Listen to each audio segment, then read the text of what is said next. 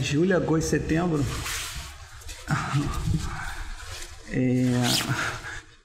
Sei, acho que a espera de uma chuva que ainda não acabou. Vai acabar essa tormenta e tá diminuindo, mas não acaba. E acho que um pouco de volta ao contato físico, assim. Acho que acho que todo mundo sofreu bastante, quem perdeu entes queridos sofreu mais, claro, só que acho que já tem uma energia melhor, assim, vocês aqui, a gente trocando, assim. E acho que, sei lá, a gente foi uma calmaria, acho que a gente tem que acelerar de novo. Ninguém cresce com o freio de mão puxado, acho que a gente cresceu bastante nos últimos 12, 18 meses. Manteve um crescimento ok no último trimestre, acho que está na hora de acelerar de novo. Que a gente é horrível em fazer qualquer previsão. Então vai acabar, vai não sei o que, vai nananã. Eu acho que o outro que é melhor focar nas coisas que a gente consegue controlar um pouquinho e perder menos energia com coisas que a gente acha que a gente consegue controlar. Manter uma tranquilidade acelerada, assim. Acho que a gente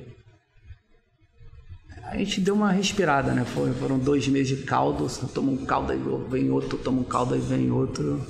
Só que eu acho que eu não gosto muito de calmaria, não. Estou torcendo para subir uma série de novo. E acho que aprendizado cara, focar em pessoas. Tipo, acho que a gente... Uma mudança muito grande essa questão de cultura, conteúdo aberto. Então, uma coisa que a gente vem brigando há bastante tempo. Eu acho que o produto evoluiu muito e não evoluiu por conta de um crescimento comprado e forçado. Evoluiu por conta de um trabalho que vem sendo feito há 12 meses. Não foi um negócio que foi feito há 2 meses, 3 meses. Então, hoje, o que estão desenvolvendo vai começar a dar resultado em 6, 12 meses. Então, acho que balancear, né? Tranquilidade acelerada. Assim, não pode ser muito tranquilo, mas se a gente acelerar muito, dá PT. Oi, pessoal! Depois da introdução do João e antes de eu começar a falar sobre o time de Pessoas e Cultura, eu queria apresentar para vocês oficialmente nosso novo co-CEO, Pedro Thompson. Pessoal, Pedro Thompson aqui. Já estou na minha primeira semana aqui de URB. Super animado, empolgado. O projeto cheio de propósito. Falar um pouquinho aqui da minha trajetória, para vocês me conhecerem melhor. Caramba, eu já tô ficando velho, tô com 37 anos, devo ser um dos mais velhos aí da galera. Comecei a trabalhar numa empresa de consultoria, auditoria, aí depois fui para o mercado financeiro, mas sempre voltado para a parte de economia real, investindo em empresas de capital aberto, de capital fechado, e sempre indo para essas empresas ter alguma posição executiva, que é o que eu gosto de fazer, prefiro muito mais ficar dentro da operação do que fora. Tive uma experiência de 10 anos, então, em mercado financeiro e, fora isso, uma experiência de 3 anos em educação. E educação é uma indústria com muito propósito, muito impacto social, e, de certa forma, análogo ao que a gente faz aqui no HU, né, em relação à democratização, em relação à inserção de novas experiências, de melhora de vida. Adorei trabalhar com educação. Aí, depois dessa experiência com educação de 3 anos, fui trabalhar com mídia. Trabalhar com conteúdo também é outro tipo de indústria muito legal. Eu adoro conteúdo. Vejo até aqui que a gente aqui no HU, de certa forma, somos uma empresa de conteúdo também, dada a nossa capilaridade, dado o nosso potencial de distribuição. Então essa foi minha última aventura aí no mundo de mídia, e agora aqui com vocês, super prazer, super orgulho fazer parte do time. Vamos com tudo. Pedro, seja muito bem-vindo, e ele conta com todos vocês para a gente fazer esse crescimento ser ainda mais exponencial. E agora é hora de falar um pouquinho do que aconteceu no Q3, no time de Pessoas e Cultura. Já que a gente está falando de novos integrantes, eu aproveito o gancho para falar que o time de Pessoas e Cultura cresceu nesse Q3. E agora o time de departamento pessoal, que antes ficava alocado dentro do guarda-chuva do financeiro, passa então a responder para mim, dentro do time de Pessoas e Cultura. E antes, a gente que era estruturado entre generalistas, que agora a gente chama de especialistas, e business partners, agora a gente também tem um pilar de people ops. Então agora o time de Pessoas e Cultura conta também com o time de departamento pessoal, e essa vinda, ela foi muito estratégica, muito pensada para poder gerar um impacto ainda maior para vocês fanáticos.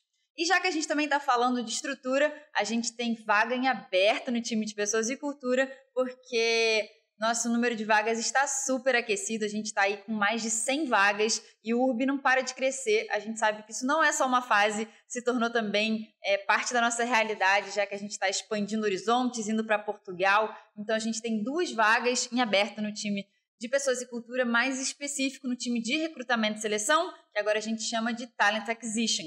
E provavelmente uma dessas vagas, pelo menos uma dessas vagas, vai ser fechada lá em Portugal. Então, só para vocês também estarem por dentro que o time continua crescendo para a gente poder trazer sempre os melhores talentos para dentro do URB.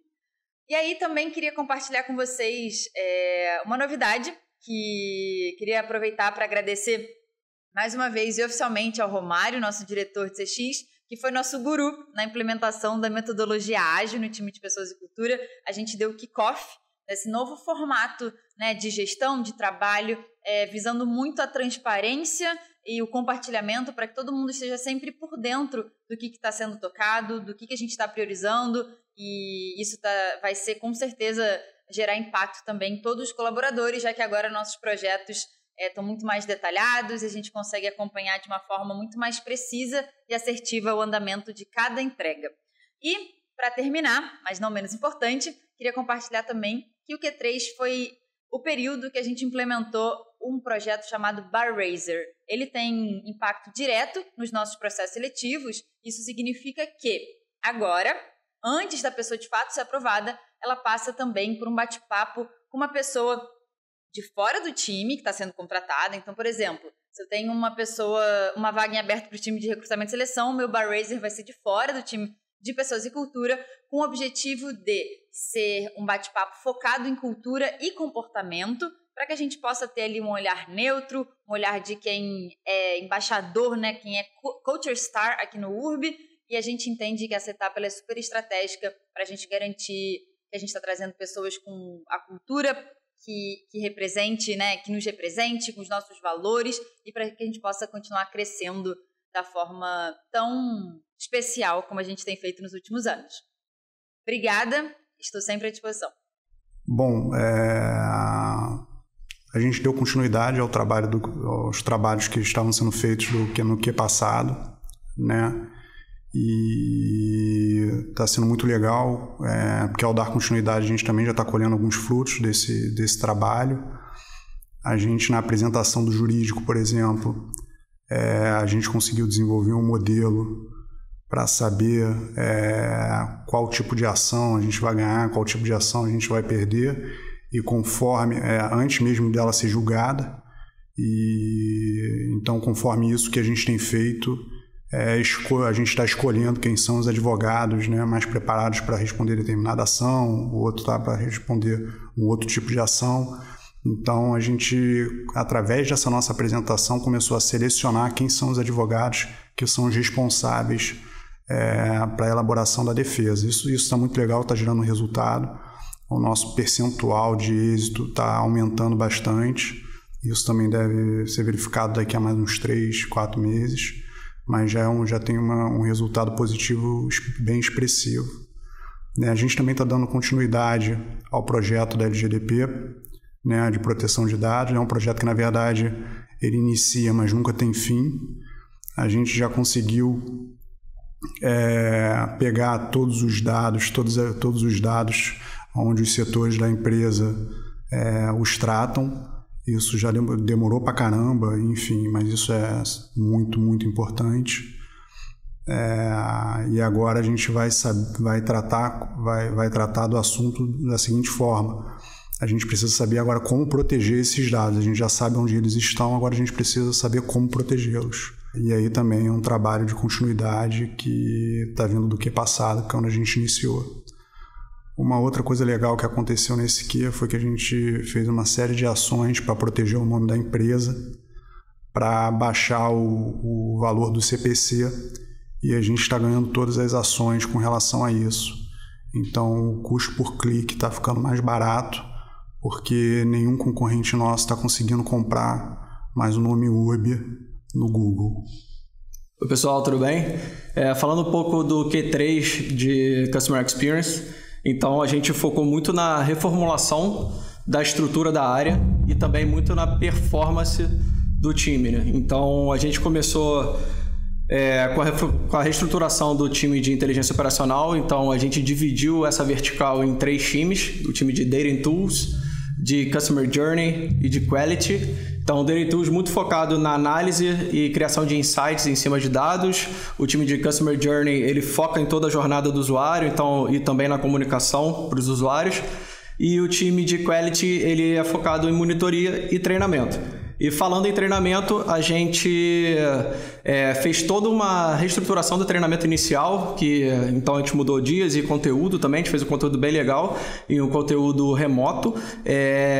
E falando em remoto, a gente, com a ida de todo mundo para o home office, então a gente não tinha um treinamento EAD, então a gente passou até agora no treinamento EAD, está no Urb Learning, a gente já subiu, a gente já tem bastante conteúdo e a gente tem subido em média uns 2 treinamentos por semana. Então tá bem legal e quem quiser fazer também pode, não é só privado para CX.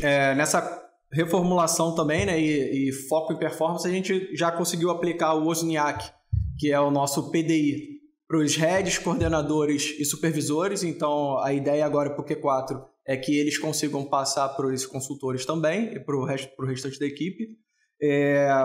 A gente, com um foco muito grande em performance, a gente contratou uma ferramenta de workforce management, então está ajudando muito a gente, várias planilhas viraram essa ferramenta, então a gente otimizou muito o tempo do nosso time e a gente também criou um dashboard de performance que a gente está conseguindo ter uma visão macro de todos, tanto para o consultor quanto para o supervisor, então a gente tem várias notas e dá para entender muito bem os pontos fortes e aonde a gente precisa melhorar de cada pessoa. Falando um pouco sobre métricas, a gente implementou o NPS para hotéis num momento diferente do que a gente tinha, deixando ele mais assertivo. Então, a gente está com ele 2 dias antes do check-in, né? Então, realmente para ele pegar a experiência do Urb, né? Não pegar uma experiência pós-Urb do hotel ou de outras coisas. Tivemos o início dos trainees no nosso time, então cada trainee é single thread owner de um projeto específico. Então temos 3 trainees diferentes e eles estão tocando clusterização, priorização de tickets e o projeto pós-compra. E por último, a gente tem um time de pacotes. A gente focou muito no novo pipeline de pacotes, então tanto para ter uma maior organização da criação de pacotes, uma melhor comunicação e eficiência com os stakeholders. E também o que a gente está desenvolvendo nesse momento é um MVP focado no retool para a gente poder otimizar o tempo da equipe e também dos stakeholders. Fala galera, tô aqui para falar um pouco de como é que foi esse último trimestre aqui, desde julho até agora, assim. A gente teve umas entregas bem interessantes para a companhia como um todo, independente de ser tecnologia, porque acho que o time de hotel teve um comprometimento que começou muito antes desse período agora, que foi conseguir fazer a entrega do hotel único, que é uma dor para muita gente, para a gente é uma vantagem, e para empresas de fora é um mega problema, assim, a gente via isso de fora. Assim. Então o time conseguiu sentar, esquematizar isso, a gente conseguiu unificar tudo que é base de hotel e conseguir dar para o usuário final uma solução, né? Em vez de ele ter que ficar procurando quais hotéis, os mesmos hotéis em integradores diferentes, se é Juniper, se é Onibis, a gente conseguia botar num ponto só e saber, cara, tem disponibilidade para esse seu hotel. Paralelo a isso, a gente começou um processo muito importante junto com a equipe de segurança, que é de fazer um treinamento para a empresa como um todo do que é segurança de informação. quais são as fronteiras de informação, mostrando que cada um é importante nesse processo de segurança, assim. Desde que e-mail que você recebe, aonde você clica e como é que a gente controla esse tipo de coisa, assim. E teve também, eu acho que a parte final, bem no finalzinho do trimestre, que é a nossa integração com o nosso novo gateway de pagamento. Eu não posso nem falar gateway de pagamento, acho mais fácil a nossa maneira que a gente processa e entende cartão de crédito, assim. Que esse vai ser um ganho que a gente vai ter muito bom lá pra frente, assim. A gente terminou agora o escopo e provavelmente no próximo trimestre a gente consegue fazer essa entrega. E aí, fanáticos, bom dia, boa tarde, boa noite para a hora que vocês estiverem nos ouvindo. Bem, trazer aqui para vocês as nossas entregas ao longo desse terceiro trimestre. Eu começaria, talvez, uma das mais aguardadas, que foi nosso lançamento da nossa nova vertical de atividades. É uma que estávamos aguardando muito, bem esperada, e finalmente já está em produção com um número considerável de vendas e pronta evolução. Falar agora do nosso time de Discover, que posso colocar uma das grandes entregas que causaram bastante impacto. Melhorias técnicas no nosso motor de conteúdo, também chamado de CMS, certo? Que chegamos até o aumento de performance, talvez de 100%, em umas métricas técnicas que a gente tem de carregamento de página, certo? Então, se a gente contar até um ano atrás, eu posso dizer que a gente chegou até uma melhoria de 6 vezes o tempo de carregamento da página, em especial em celular. Tá, então acho que isso foi fantástico. Isso está em especial para nossa home, né, na chegada do site, e para telas, páginas de campanha, ou o que a gente chama de vitrines, né? Por exemplo, página de Gramado, hotéis, fazendas e em diante. Então a gente teve um aumento de performance gigante. O que deve estar saindo já muito próximo, talvez quando você esteja vendo o vídeo já saiu. A gente está fazendo um trabalho. Hoje nós temos 2 tipos de páginas com relação à home e as nossas vitrines de campanhas, de páginas de campanha. Ou ela é 100% automatizada ou é totalmente colocada por uma pessoa, um colaborador.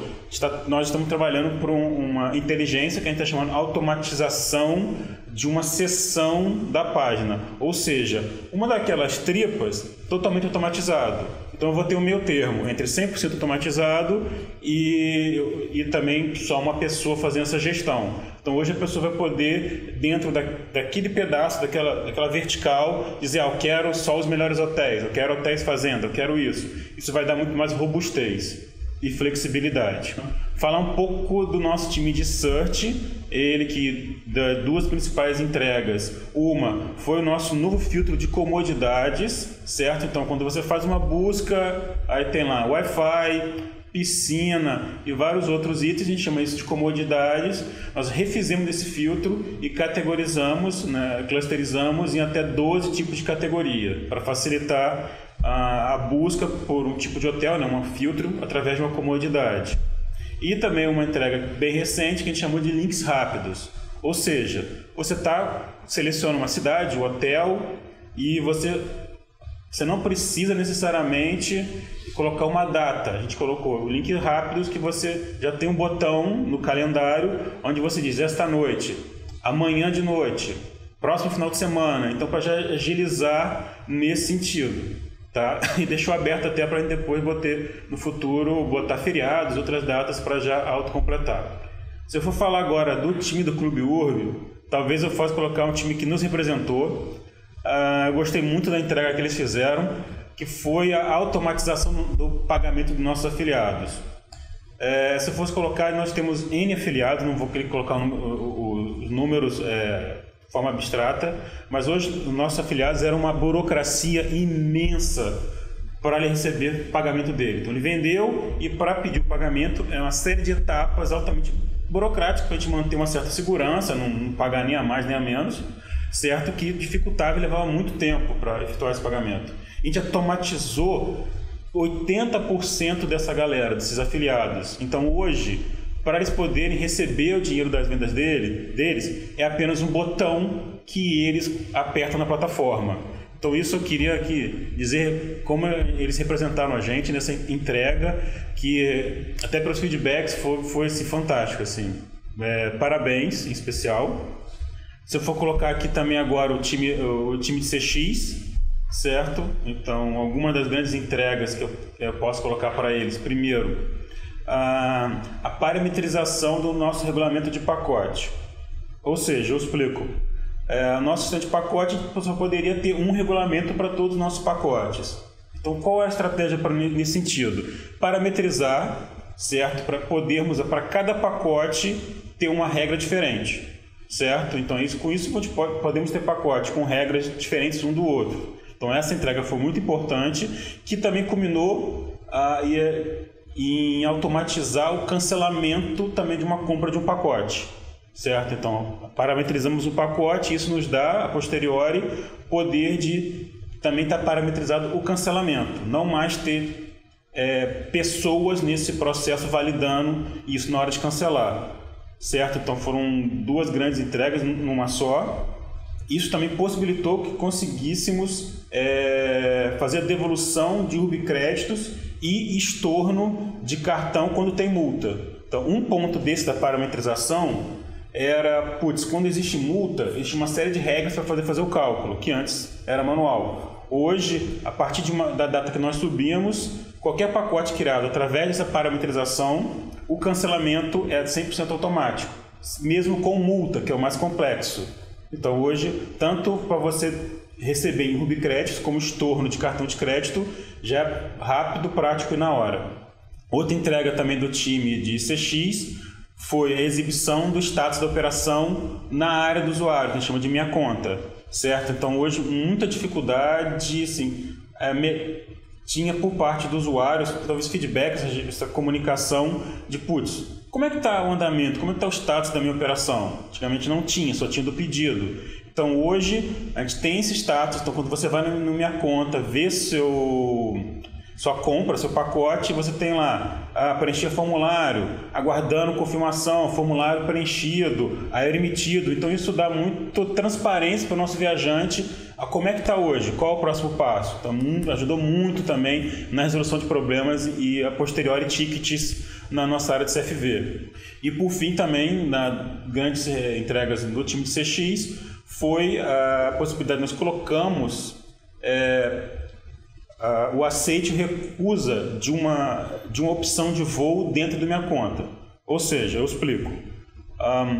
Quando você recebe lá uma opção de voo, você recebe o seu e-mail e você vê lá, e quando você seleciona, você cai para uma página que não estava dentro da área do usuário, aonde você vai aceitar ou negar a opção do voo. Então o usuário às vezes ia procurar, onde é que está isso? Ia na página procurar e não achava. Ele era só naquele e-mail. Então hoje tem a possibilidade que além do e-mail, ele vai estar na Minha Conta. Então o viajante pode ir lá, ver como é que está a opção dele, aceita ou recusa aquele voo de um pacote comprado. Falando no nosso time de app, talvez estão 3 grandes também entregas. O nosso formulário de dados bancários para cancelamento, ou seja, quando você faz o cancelamento via boleto, você vai pedir o estorno. Então, no site, nós tínhamos uma página para informar seus dados bancários e não tinha no app. Então, isso já acontece. Então, você que tem o app pode fazer e comprou com boleto, pode fazer já, preencher o seu formulário e pedir essa devolução. Não faça isso, mas pode. Alteramos também, uma das abas no app era perfil, e a gente viu que não fazia muito sentido a palavra perfil para Minha Conta. Então hoje na página a gente usa Minha Conta e no app era perfil, todo mundo ficava assim, mas o que quer dizer, como assim perfil? Não entendi. Então a gente agora padronizou, então mudamos o nome que é perfil para Minha Conta no app. E por fim também criamos a aba pedidos.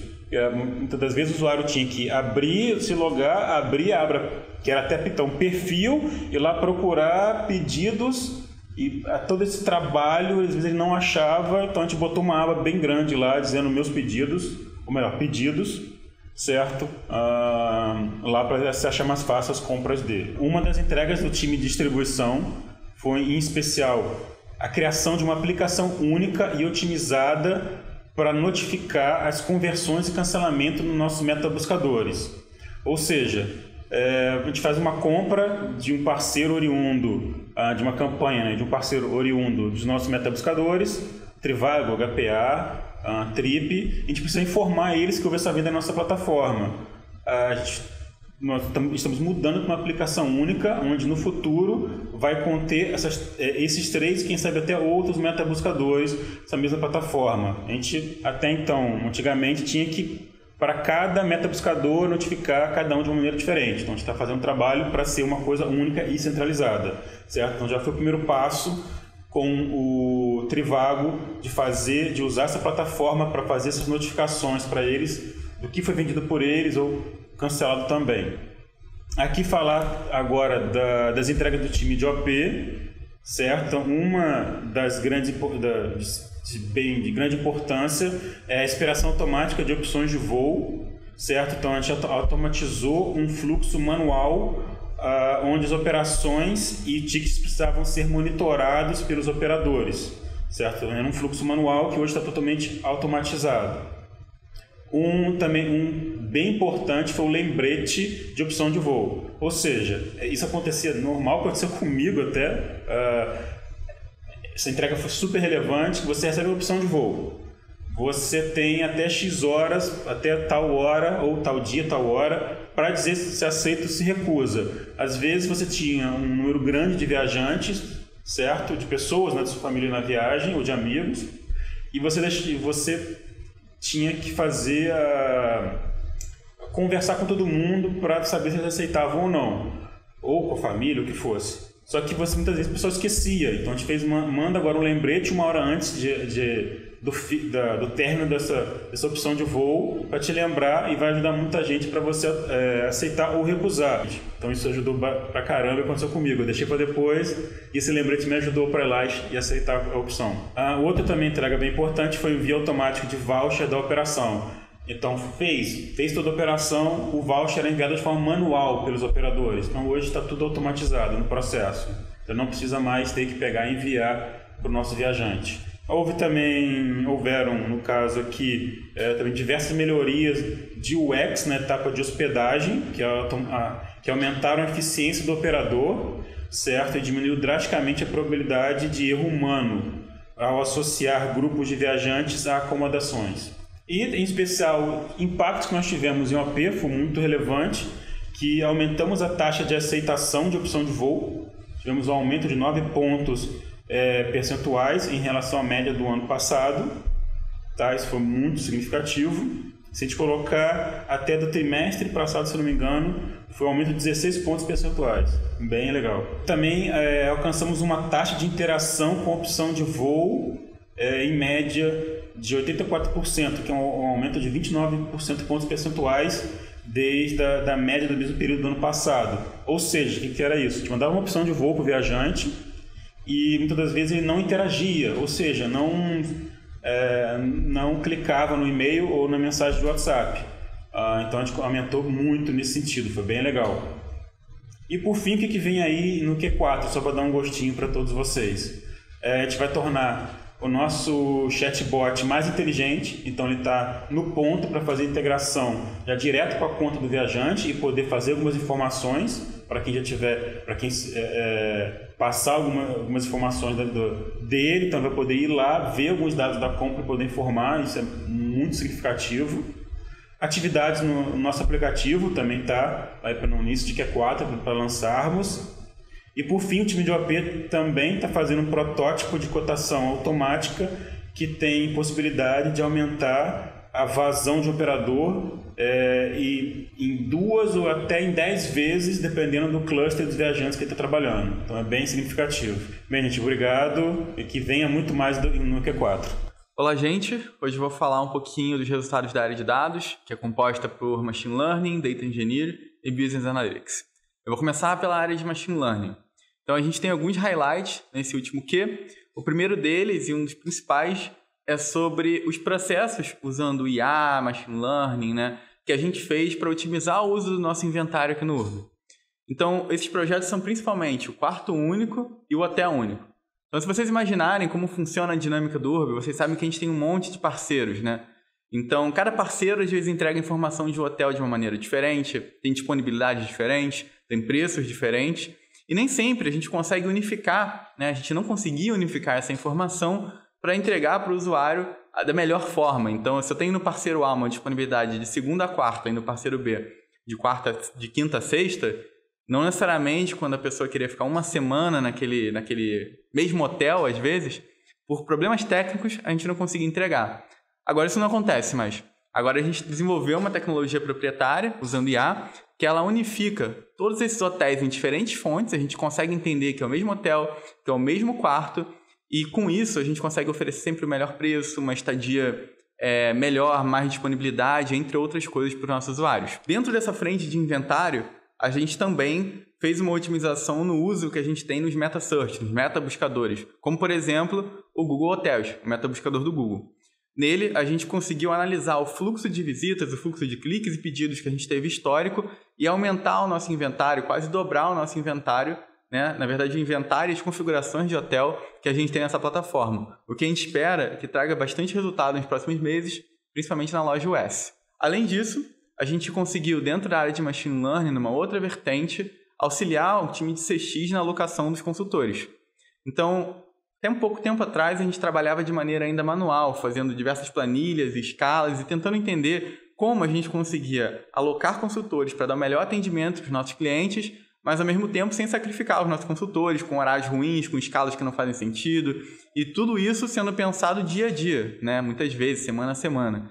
Então, como é que a gente consegue automatizar esse processo para tirar esse peso das costas do back-office do CX e ainda continuar com o atendimento de excelência para o cliente, né? A gente fez um algoritmo de Machine Learning que basicamente ele prevê, dado quanto a gente acha que a gente vai ter de chat, quantos consultores eu tenho que botar em cada horário do dia para trabalhar e qual é o turno dessas pessoas. Então, que horas ela vai entrar, que horas ela vai sair, como isso vai acontecer. A gente tem trabalhado junto com o time de CX e tem visto bons resultados nisso também. Por fim, dentro da parte de Machine Learning, a gente tem estudado bastante plataformas para cada vez mais trazer maturidade para o nosso desenvolvimento de modelos. Então, softwares, novas estratégias, entre outras coisas que provavelmente vão trazer bastante novidades mais tangíveis no próximo Q. Emendando agora, eu vou falar um pouco da área de Data Engineering. Dentro da parte de Data Engineering, que é a parte responsável por pegar todos os dados, processar, botar no Metabase, no BigQuery para vocês usarem, a gente focou muito numa palavra, qualidade. Então, a gente viu que a gente tinha muitos dados, né, que estavam disponíveis já para as pessoas no Metabase, no Google Analytics, em diversas outras ferramentas da Studio, só que não necessariamente esses dados, né, às vezes eles apresentavam um problema, era um pedido que faltava, era um valor que não estava tão correto. Então, por que isso acontecia, né? São mais diversos motivos, desde motivos técnicos que a gente tem aqui, na nossa infraestrutura de tecnologia, às vezes, até motivos do próprio hoteleiro ou do próprio usuário preencher algo errado, equivocado. Como é que a gente identifica isso? Dentro do Data Engineering existem dois conceitos, Data Quality e Data Observability. Significa garantir a qualidade dos dados e garantir que eu sei sempre o que está acontecendo, eu estou monitorando. E a gente implementou um framework próprio, a gente está desenvolvendo algo que no futuro vai até ser open source, para monitorar cada vez mais esse tipo de incidente. Ao longo dos últimos meses, quando a gente estava desenvolvendo isso, a gente já viu um número de incidentes de qualidade de dados cair quase que para zero. Então, a gente tem ficado bastante satisfeito com isso e cada vez mais vocês podem confiar, né, no BigQuery, nessas fontes que a gente dá para vocês no Metabase, como de fato uma fonte de verdade. Se o dado está ali, de fato ele está certo. Além disso, né, dentro dessa frente de Data Engineering, dentre outras coisas que a gente está fazendo, a gente está trabalhando bastante num highlight que começa agora, mas que vai trazer muitos frutos futuros também para a gente, que ele é sobre a coleta massiva de dados. Então, a gente entendeu que cada vez mais a gente tem que ser drivado a dados para todas as áreas da empresa. E isso passa por todas as decisões, né, de formulação do pacote, um acordo comercial e etc. Então, a gente começou a firmar parceria com outros players do mercado e coletar dados massivamente. Então, a gente está pegando aí 5 anos de dados, de 2, 3, 5 anos de dados com parceiros, que são bilhões de linhas de dados. A gente está começando a coletar na nossa infraestrutura, buscas de hotéis, sobre como histórico de preços, histórico de disponibilidade, custo que a gente tem para fazer essa negociação com o parceiro. Então, tudo isso hoje está se manifestando em cada mês que a gente está passando agora. A gente estima que a gente vai ter cerca de 2, 3 bilhões de linhas de dados que a gente vai poder analisar entre voos e hotéis. O que a gente imagina que vai tornar o pacote muito mais eficiente, mais assertivo, bem como a nossa análise de parceiros, dos hotéis, das performances e etc. Por último, falar um pouco da parte de Business Analytics, né, que é a parte que trata mais de metas, de tooling, de visualizações, etc., com outras áreas. Bom, na parte de Business Analytics a gente teve 2 highlights também. O primeiro deles foi a modelagem de investimento em marketing. Antes, os investimentos que a gente tinha de marketing eram feitos naquela ferramenta legada, o MaxBI, que inclusive eu esqueci de falar, em Data Engine a gente conseguiu desligar. Foi um grande highlight porque mostrou em Data Engine que a gente desligou um sistema de 6 anos, que estava robusto, né, e mudou completamente para a nossa arquitetura nova. Então, um outro highlight que eu não tinha falado de Data Engine.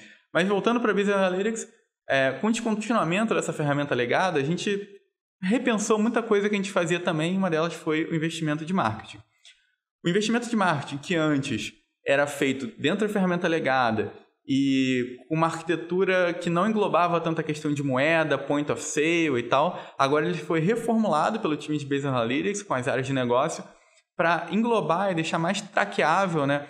Questão de vendas em moedas diferentes, questão de points of sale diferentes e também toda essa dinâmica de o dado estar disponível no BigQuery, ele estar democrático, ele ser o mais automatizado possível para evitar erros humanos na hora de preencher, né? A gente inseriu a questão de justificativa do investimento para a gente traquear como aquele investimento foi feito, por quê, entender as motivações das pessoas na época. Então, esse foi um grande feito nesse último Q. E, além disso, outro highlight de business, que foi bastante interessante, foi o auxílio, né, no desenvolvimento da nova esteira de criação de pacotes. Então, nosso pacote, historicamente, ele sempre foi criado por especialistas e dentro dos sistemas que a gente tem, né, o design, entre outros. Mas a gente viu que com a demanda cada vez mais aumentando para esse pacote, a gente precisava massificar isso, produtizar isso, levar para um novo level, uma esteira de criação como se fosse uma fábrica agora, né? E para isso a gente começou a botar dados nesse meio, junto com todas as áreas envolvidas. Então a gente conseguiu criar junto com os times um processo dentro do Retool, que é a ferramenta de tooling de low code, uma prova de conceito, que posteriormente vai ser informada no sistema, que ela vai desde a fase de descoberta do pacote, que é entender a demanda que aquele pacote tem, quantas pessoas estão procurando aquele destino, se a gente tem boas negociações comerciais, se não tem, como é que eu posso observar isso, como é que está meu preço, como é que eu negocio com as companhias aéreas, como é que o time de CX vai transformar de fato aquilo no pacote, se é viável, tem malha aérea ou não, e etc. Então tudo isso foi auxiliado, né, e está dentro desse novo ferramental que foi desenvolvido pela parte de business com as áreas de negócio. Então, basicamente, esses foram os highlights das áreas, da área de dados, né, das áreas de dados, composto por Data Engineering, Machine Learning, Business Analytics, no último Q. Bom dia, pessoal. Boa tarde, boa noite. Não sei quando vocês estão vendo isso, mas nós estamos aqui para representar o financeiro. Matheus, planejamento. Andresa, também, do financeiro. E, bom, vamos começar falando um pouco aí dos destaques do financeiro. A gente teve, no ano passado, né, para contextualizar, um ano bem atípico, e esse ano a gente tinha ali um horizonte de eventos muito conturbado, a gente não sabia como ia se comportar, mas a gente está planejando ali, a gente está vislumbrando até o final do ano um resultado de receita operacional 3% mais ou menos em cima do ano passado, que é um fator interessante, muito por conta da otimização das nossas operações, dos nossos resultados financeiros e também do próprio planejamento, né, que tem se tornado mais assertivo. Falando um pouquinho também dos resultados referentes ao financeiro, a gente teve as negociações que foram feitas ali por diversos times, entre eles a tesouraria, contas a receber, o próprio administrativo. Então, a gente pode considerar aí dentro por exemplo, do administrativo, teve uma economia na casa de 6 dígitos, que representa isso só no último mês, né? Então, assim, a gente teve um ganho expressivo, isso representa 26%, 25% do valor total dos nossos contratos, que é algo bem relevante. A gente teve um aumento maior no chargeback reverse, que a gente chama, o time de risco bastante envolvido nisso. O que é esse chargeback reverse? É praticamente a disputa ganha quando um cliente abre um chargeback pelo banco emissor dele. Então, a gente teve esse aumento, ou seja, a gente tem conseguido controlar mais o nosso chargeback, que é um ponto relevante. Também redução nos meios de pagamento, redução na taxa de pagamento via boleto, enfim, temos aí diversos destaques interessantes. Um outro destaque referente ao financeiro foi muito por conta ali da implementação de uma calculadora tributária, que a gente consegue calcular os custos de remessas internacionais, que foi um avanço bem interessante, muito por conta da conexão com os times comerciais, com os outros times dentro do próprio financeiro, e acho que é uma entrega bastante interessante. E também, falando de sistemas, essa parte do cancelamento automático ali para os nossos clientes, né? Muito, seja em crédito, seja em estorno, em alguns casos, mas também foi um avanço bem interessante. Um ponto de atenção que a gente trouxe do financeiro, que a gente compilou, eu acho que é interessante a gente levantar. A gente falou do destaque sistêmico, mas os sistemas no financeiro ainda tem muito espaço para evoluir. Acho que a gente, em conexão com o time de Data Science, com o time de Machine Learning, as outras áreas, principalmente produto também, a gente tem espaço para evoluir nisso. E um ponto, um exemplo, seria um ajuste sistêmico no nosso gerenciamento de contratos, que eu acho que é um ponto relevante para a gente evoluir a partir de atendimento ao parceiro, autoatendimento ao parceiro, que dá autonomia para o parceiro poder se conectar com a nossa operação, com o nosso suporte financeiro, o nosso suporte ao parceiro. Eu acho que é isso que a gente tem em mente ali para seguir dentro desses primeiros ajustes. Bom, dando continuidade aqui aos pontos de atenção, a gente trouxe para mostrar para vocês também um ponto muito importante, que é a redução, né, na quantidade de chargeback dentro do mês. Então, agora as bandeiras colocaram um teto muito menor do que antes, e isso traz muito para perto o time de CX, crédito, cancelamento, operações e risco, justamente por conta para mitigar, né, para tentar reduzir ao máximo esse número de chargeback no mês. Continuando aqui falando sobre os pontos de atenção, né, o terceiro ponto que a gente trouxe também é a inadimplência. Ele foi mencionado no Q2. A gente continua com volume considerável de inadimplentes, que é quando o cliente deixa de pagar alguma parcela do boleto por algum motivo. E o time de pós-venda, né, ele está atuando bastante. Ele começou agora no Q3 a operar e está atuando bastante para tentar reduzir ao máximo esse número, né? Então, isso daí é uma situação que a gente espera que se resolva o quanto antes. Falando agora do terceiro tópico, que é o tópico de aprendizados, a gente tem aqui um ponto muito importante, que foi levantado inclusive no Q2, né, pelo Carlos, que é o nosso redimensionamento da equipe do financeiro, né? Então, nesse Q3, a gente subiu, né, várias vagas aí, e aí a gente aplicou, né, um modelo de case bem estratégico para a gente, que foi e tem sido muito positivo. Tem trazido muitos candidatos, né, com perfis diversos, inclusive de outros países, com experiências em outros países, né, de vivência internacional, candidatos também, professores universitários, né? Isso está sendo muito importante para a gente nesse momento que a gente está vivendo aqui na companhia. Falando agora de desenvolvimento de equipe, a gente focou bastante nesse Q3, né, e também a expectativa é para os próximos meses a gente continuar nessa pegada, que é muito importante. No desenvolvimento de equipe, tá? E com uma gestão mais voltada para análise de dados, para trazer para o colaborador um pensamento mais crítico, né? E que traga também uma maior conexão com as outras áreas e com o modelo de negócio do URB. Outro ponto importante que a gente trouxe aqui para falar para vocês é a importância de manter, né, os dados estruturados do financeiro com acompanhamento de métricas e trazendo, né, conectando com as outras áreas, principalmente da companhia, e entendendo o impacto das operações nos resultados financeiros. E por último, como aprendizado, a gente está trazendo aqui para vocês o redesenho de toda a contabilização com a reimplantação do SAP, juntamente com a adequação, claro, do CPC 47. Sem dúvida nenhuma, é uma das maiores oportunidades que já tivemos de ratificar nossos conhecimentos vinculados à nossa estrutura contábil e tributária. Olá pessoal, tudo bem? Hoje eu vou trazer para vocês os principais destaques, pontos de atenção e aprendizados que nós tivemos no comercial do Hurb no Q3 desse ano. Como principal ponto de destaque, indiscutivelmente eu preciso salientar o direcionamento que a gente deu para a área. O comercial sempre teve um core muito mais direcionado para hotéis, e nesse a gente começou a montar células específicas voltadas para atividades, aéreo e planejamento, deixando a área um pouco mais estruturada e robusta para tomar decisões individuais sobre temas diversos. O principal ponto de atenção que a gente destacou nesse indiscutivelmente, é sistema.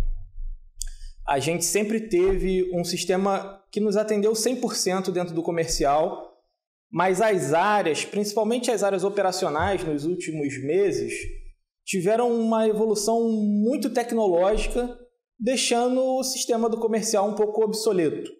E provavelmente para o Q4 e primeiro Q do próximo ano, a gente vai estar muito mais voltado à melhoria e investimento sistêmico para o time comercial. E o principal aprendizado que a gente destaca nesse Q, para o time como um todo, é a identificação de novos skills para a nossa equipe comercial. Indiscutivelmente, a gente precisa estar muito mais voltado a dados, a uma base muito mais analítica do que anteriormente a gente tinha. Então, a gente faz toda uma reformulação das descrições de cargo, traz novos integrantes para o time e começa a investir muito mais nesses novos skills. Bom, para esse Q, é isso que a gente tem para o comercial, gente. Bom, boa tarde, pessoal. Hoje eu vou conversar com vocês sobre o Q3 do time de Creative. Na verdade, é um departamento, com vários times. Aliás, eu vou começar até por esse ponto. A gente, durante esses últimos meses, passou por uma imensa reestruturação. A gente, de fato, redesenhou o time do zero, pensando em como essa estrutura ia funcionar para não só aumentar a colaboração, a curiosidade, a troca internamente, mas também como a gente se comunica e conversa com os outros times da companhia, que era algo que a gente sentia que faltava bastante. E acho que quase toda empresa, hoje em dia, tem na comunicação dos seus principais pontos de atenção. Foi isso que a gente quis atacar. Então, agora a gente tem um time de design de produto, um time de pesquisa, um time de relações públicas, um time de design e um time de growth marketing, todos estruturados de uma maneira matricial, onde você tem pessoas com responsabilidades que saiam um pouco do óbvio e ajudam a criar, estimular essa colaboração e essa troca entre cada um dos colaboradores, não importa a posição, não importa a função, o que a gente quer é que as pessoas se aproximem, e a gente acredita que dessa maneira a gente vai conseguir construir campanhas e projetos 360, levando em consideração todos os pontos de contato e diferentes áreas da empresa. Seguindo em frente, acho que outro ponto importante a gente falar que aconteceu agora durante os últimos meses, durante o Q3, foi todo o planejamento da Black Friday. A gente, pela primeira vez na história, nesses 10 anos de empresa, começou uma Black Friday com antecedência, começou a, de fato, estudar a campanha, estudar as ideias, estudar o que a gente queria fazer bem no começo do ano. E acho que isso foi muito importante porque a gente teve tempo para errar, para descobrir o que queria fazer, para repensar, e agora a gente passou esses últimos 1 mês e meio, mais ou menos, criando diversas surpresas, definindo como seria a campanha, para ter tudo fechado agora, nos ajustes finais, para a gente começar, de fato, a produção aqui entre setembro e outubro, para conseguir entregar agora antes de novembro. Acho que, além disso, um ponto super legal, o Clube Urb está fazendo 3 anos, ao que tudo indica, a gente vai ter agora o melhor mês da história desses 3 anos, a gente vem demonstrando um crescimento aí de quase 50% desde o começo do ano, nos usuários da plataforma, o faturamento vem crescendo, então está sendo um ano muito positivo para o clube. Acho que é muito legal, a gente entender que essa ferramenta de afiliados tem um espaço aqui dentro que, ao invés de competir com o que a gente entrega em distribuição, ele está agregando, está trazendo mais escala e mais diversidade às formas que a gente tem, aos canais que a gente tem para distribuir nossos produtos. O outro ponto que a gente trabalhou bastante nos últimos meses foi em alguns testes e algumas atualizações para a loja iOS, a nossa loja para os Estados Unidos. A gente vê ela como uma loja onde a gente tem bastante espaço para experimentação ainda, Então, está sendo bem importante ter um olhar específico para a cultura do usuário americano, o que eles veem de valor no nosso produto, o que eles buscam, como eles navegam, e a partir desses insights a gente está construindo uma experiência toda focada para eles, experimentando, testando e aproveitando para recolher aprendizados que a gente vai poder usar também depois na nossa loja BR. Então a gente introduziu algumas coisas, tem uma funcionalidade nova de Stories que já está no ar nas páginas de hotéis, que a gente bota um pouco de conteúdo misturado com a nossa página de produto mesmo, onde você vê informação de compra. A gente entende que inspirando, que trazendo conteúdo, que trazendo informação, talvez a gente crie uma experiência melhor e até acabe ajudando nessa conversão, nesse fechamento. Além disso, vários outros experimentos vão sair nos próximos meses, e acho que é uma abordagem bem legal, porque a gente tem essa flexibilidade de ainda poder trabalhar de uma maneira diferente na loja US. A gente está ainda crescendo, está ainda trabalhando de uma maneira para atingir, de fato, a mesma escala que a gente já tem aqui no Brasil. E isso permite que a gente possa experimentar mais, ter um pouco mais de liberdade nesse sentido. Nada. Cara, enquanto a gente está indo a mercado sem pressa, quando a gente não precisa, o conselho de administração é nomeado pela gente. Se a gente coloca os termos, nada. Acho que vai ser talvez um pouco mais de governança. Eu acho que a gente não vai deixar de arriscar. Então, esse movimento é um movimento audacioso. O cara está andando 2 aeronaves, pegando coisas que a gente nunca fez. E se o mercado não gostar, cara, acho que a gente tem que focar no cliente interno, na gente, no cliente do Urbi e depois no acionista. A gente tem uma demanda muito grande de investidores querendo entrar e acho que ninguém sabe melhor do nosso dia a dia do que a gente. Assim, se alguém de fora... Normalmente tem gente que acha que sabe, né? Tipo, tô lá, quero ensinar o Ibrahimovic a matar no peito, o Cristiano Ronaldo a bater falta, é fogo. Mas não vai mudar nada, vai mudar mais transparência, ainda mais transparência.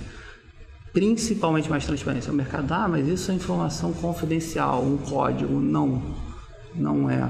A gente investe em iniciação científica que não tem nada a ver com o core da empresa, cara. Tem. A gente está abrindo certas coisas que são diferenciais nossos. Não são. Então mais um passo para dar liquidez para muita gente, tem mais de 40 sócios aqui hoje, a companhia não é minha, e eu acho que a gente está entrando na adolescência, tem que pegar a carteira de motorista. É um fim o IPO, não é algo legal. Unicórnio, odeio esse troço, cara, de unicórnio.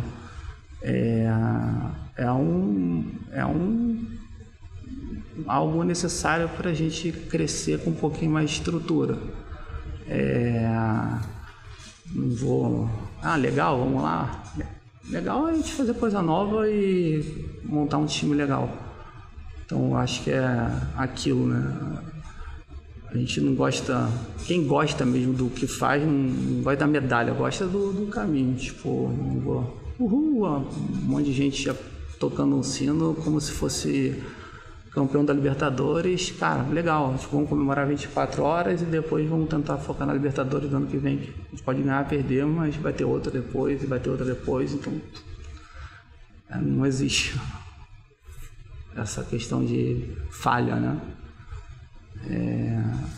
E a gente tem que se provocar para não se sucumbir à pressão externa.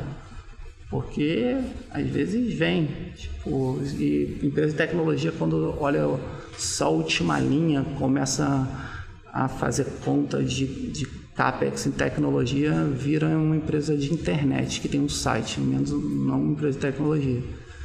E eu acho que no Brasil, isso eu falo, não é arrogância não, tem poucas empresas de tecnologia, tem um monte de empresa de software house, empresas que tem um site, mas cara, pega a molecada daqui, dá de 10. Eu pretendo continuar fazendo isso. Bom, nos casos em que o cliente não fez o cancelamento e aqui no site está dizendo que foi feito o cancelamento, primeiro tem um conflito, né? O conflito aí que a gente está vendo, o cara quer viajar e a gente está dizendo que ele não quis viajar. Só que a nossa vontade é de fazer o viajante viajar, óbvio. Então, desde que ele pague o preço, que ele pague o preço, ele vai viajar tudo numa boa e a gente coloca ele numa fila de urgência e tudo fica resolvido, tudo fica numa boa. Não precisa ter processo para isso, não. Se tiver um processo, ele vai ter que provar, na verdade, que ele não fez o cancelamento, né? Ele vai ter que provar de alguma forma que só fez o pedido e a gente, por outro lado, vai ter que provar que ele fez o cancelamento sim, através do Zendesk, enfim, dos nossos sistemas. No financeiro, nos últimos meses, anos, aí a gente tem trabalhado muito numa cultura de dados. Então, a gente não tem esse sentimento de aposta. A gente não está trabalhando com apostas em novas receitas, em novos projetos. A gente tem entendido muito o que está ocorrendo no mundo, o que está ocorrendo no Brasil, e dando suporte às áreas, tanto dentro do financeiro, para conectar com todo o nosso modelo de negócio, mas também com as outras áreas, CX, operações, comercial, creative e assim por diante. E referente à palavra efetiva,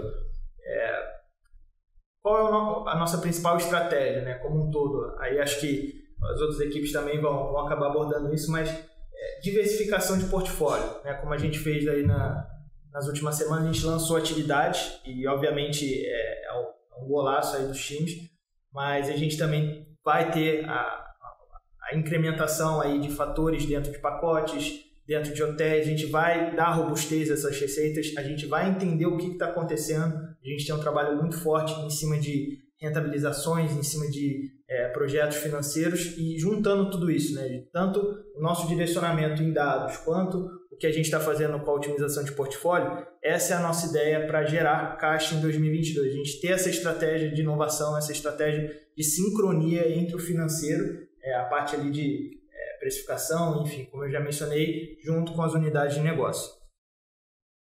Finalmente, fronteiras abertas, pessoal. Isso aconteceu faz muito pouquinho tempo, mas isso significa que o Urb Education Development Program está de volta.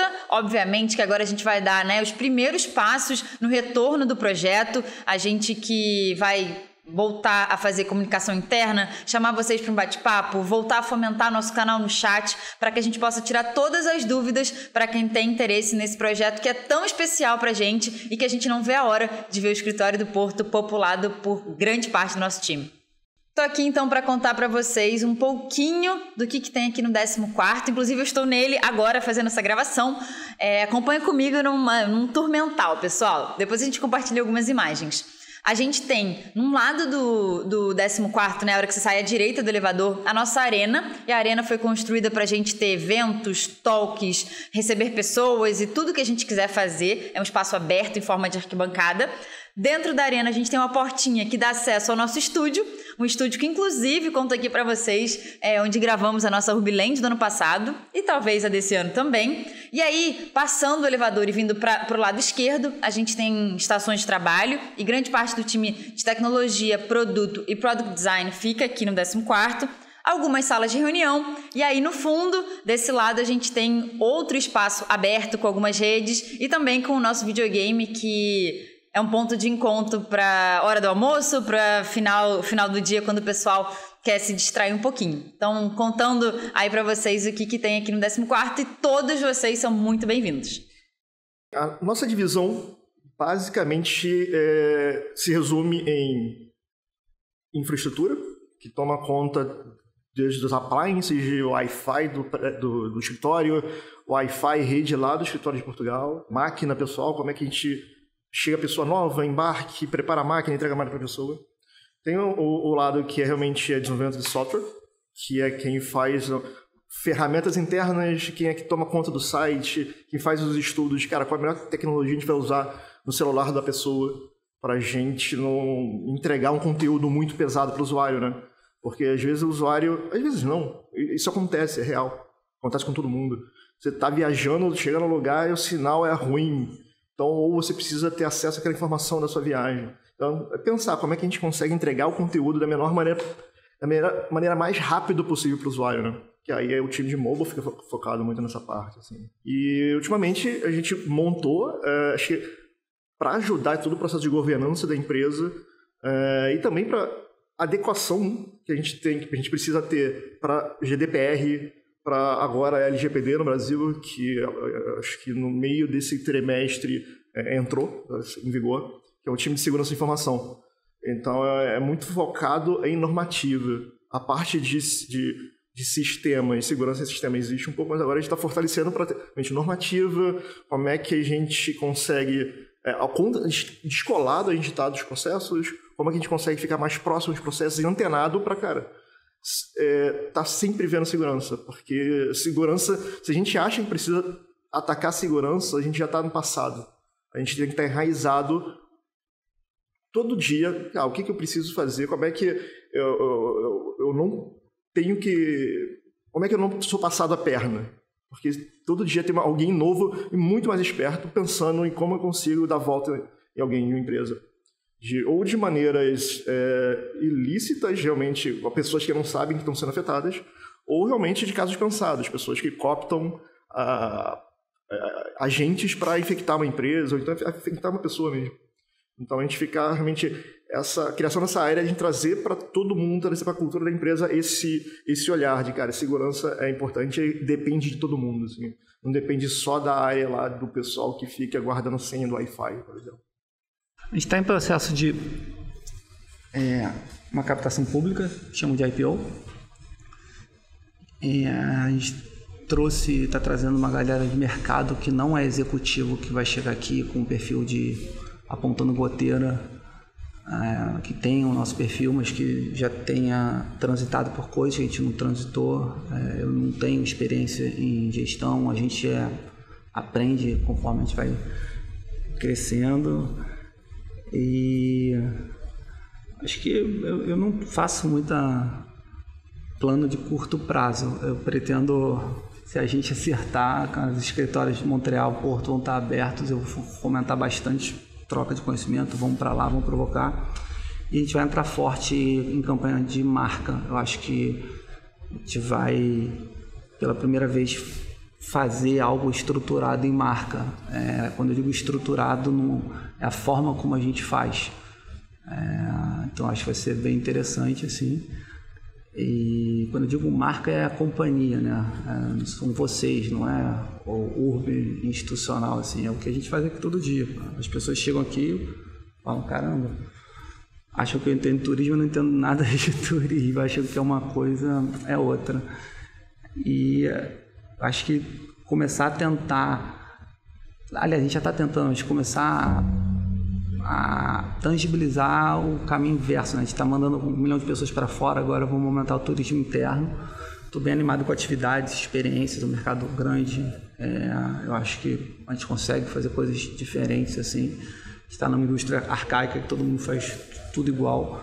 E uma novidade que eu estou bem animado, a gente vai estar estruturando uma operação que ainda vai ser pequena, mas eu já posso falar, de end-to-end, que é controlar a experiência inteira. Tipo, não vai ser 200 aviões, mas, cara, vamos pegar 2 737, você vai sair de casa, qual é a experiência ideal para você?